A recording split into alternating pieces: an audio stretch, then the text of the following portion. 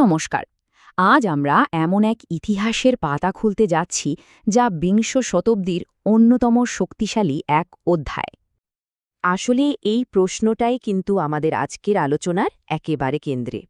আর এর উত্তর খুঁজতে হলে আমাদের ফিরে যেতে হবে সেই ১৯৪৭ সালে, যখন পাকিস্তান নামের এক অদ্ভুত দ্বিখণ্ডিত রাষ্ট্রের জন্ম হয়। দেখুন, শুরু থেকেই পাকিস্তান শুধু ম্যাপের ওপরেই দুই টুকরো ছিল না। আসল বিভক্তিটা ছিল ভাষা আর সংস্কৃতিতে। আর সমস্যাটা আরও গভীর হয় যখন দেখা গেল সব রাজনৈতিক ক্ষমতা, সব টাকা পয়সা সবকিছু পশ্চিমেই জমা হচ্ছে।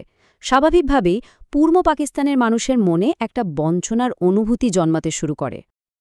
ভাবা যায়, প্রথম লড়াইটা কিন্তু কোনো জমি বা টাকা পয়সা নিয়ে ছিল না। লড়াইটা ছিল শব্দ নিয়ে, ভাষা নিয়ে। আর এই লড়াইটাই কিন্তু পরের কয়েক দশকের এক বিশাল সংগ্রামের মঞ্চ তৈরি করে দিয়েছিল। তো ঘটনাটা কি হলো? ১৯৪৭ সালে প্রস্তাব উঠল উর্দুই হবে একমাত্র রাষ্ট্রভাষা। অথচ দেশের বেশিরভাগ মানুষই বাংলায় কথা বলে। বাংলাকে রক্ষা করার জন্য ঢাকায় তমুদ্দুন মজলিস নামে একটা সংগঠনও হলো। কিন্তু ডিসেম্বরে করাচিতে সরকার ঠিকই করে ফেলল উর্দুই হবে রাষ্ট্রভাষা।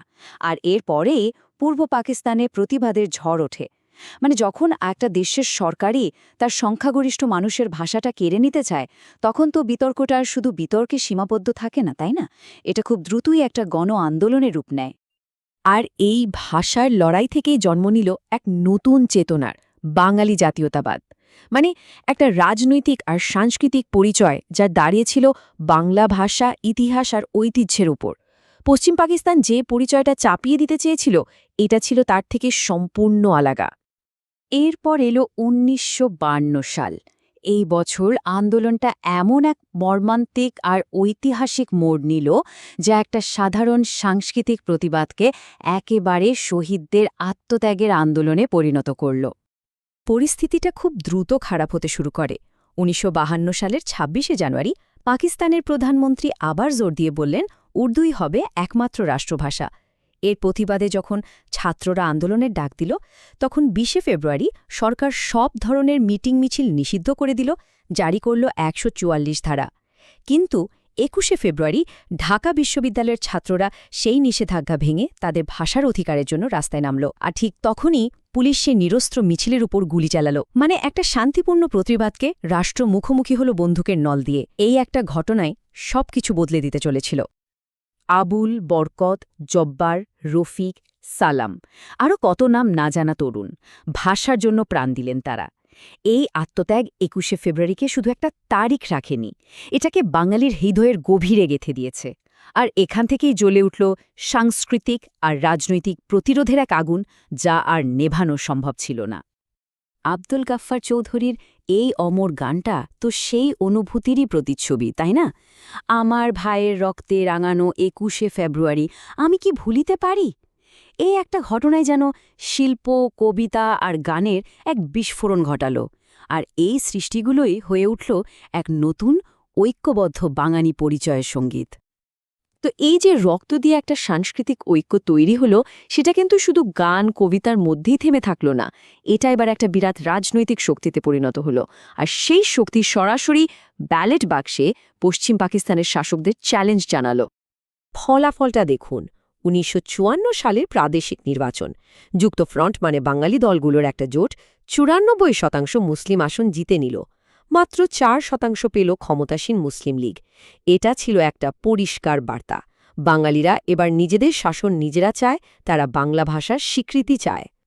কিন্তু কি হলো? মানুষের ভোটে জেতা সেই সরকারকে ক্ষমতায় থাকতে দেওয়া হলো মাত্র ৫৬ দিন। তারপরে কেন্দ্রীয় সরকার সেই সরকারকে বরখাস্ত করে দিল। এটা ছিল গণতন্ত্রের ওপর একটা বিরাট আঘাত। আর এটা পরিষ্কার করে দিল যে পশ্চিম পাকিস্তানি শাসকরা বাঙালিদের রাজনৈতিক ক্ষমতা মেনে নিতে একদমই প্রস্তুত নয়। আসলে এই সরকার ভেঙে দেওয়াটা তো বিচ্ছিন্ন কোনো ঘটনা ছিল না, এটা ছিল একটা ধারাবাহিক বৈষম্যের অংশ মাত্র। আর এই বঞ্চনাই বাঙালি নেতাদের বাধ্য করল আরও বড়, আরও আমূল পরিবর্তনের দাবি তুলতে। এই টেবিলটা দেখলেই ব্যাপারটা পরিষ্কার হয়ে যাবে। দেশের বেশিরভাগ মানুষ বাঙালি, অথচ দেখুন কি অবস্থা।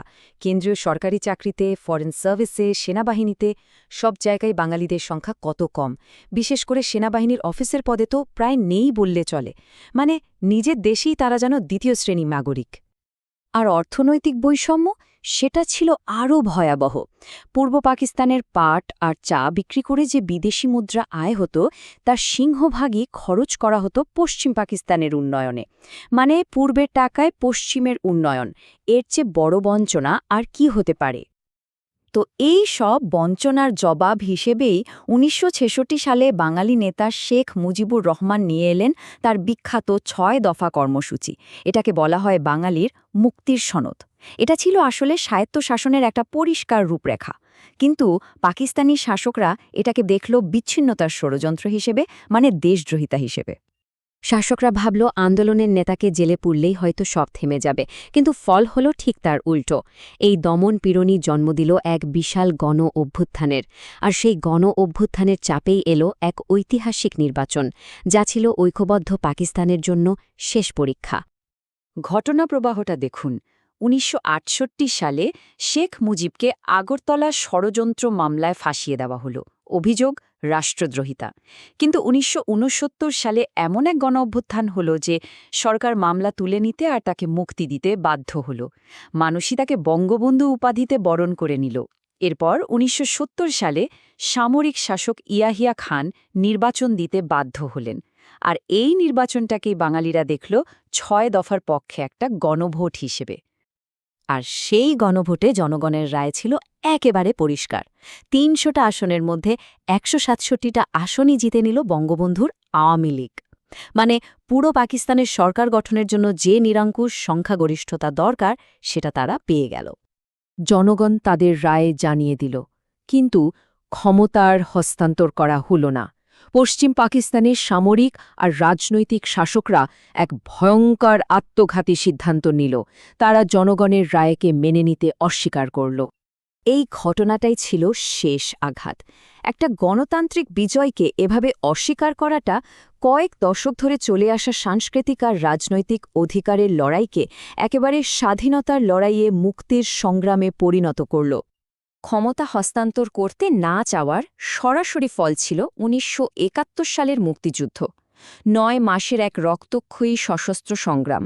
সেই যে ভাষার মাটিতে জাতীয়তাবাদের বীজ বোনা হয়েছিল, যা শহীদদের রক্তে সিঞ্চিত হয়েছিল, তা অবশেষে একটা স্বাধীন সার্বভৌম রাষ্ট্র হিসাবে ফুলে ফলে বিকশিত হল।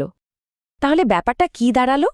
যখন নিজের ভাষায় কথা বলার অধিকারের লড়াইটা এতটাই শক্তিশালী হয়ে ওঠে যে তা পৃথিবীর মানচিত্রটাই বদলে দেয়, তখন পরিচয় বা আইডেন্টিটি নিয়ে আমরা নতুন করে ভাবতে বাধ্য হই।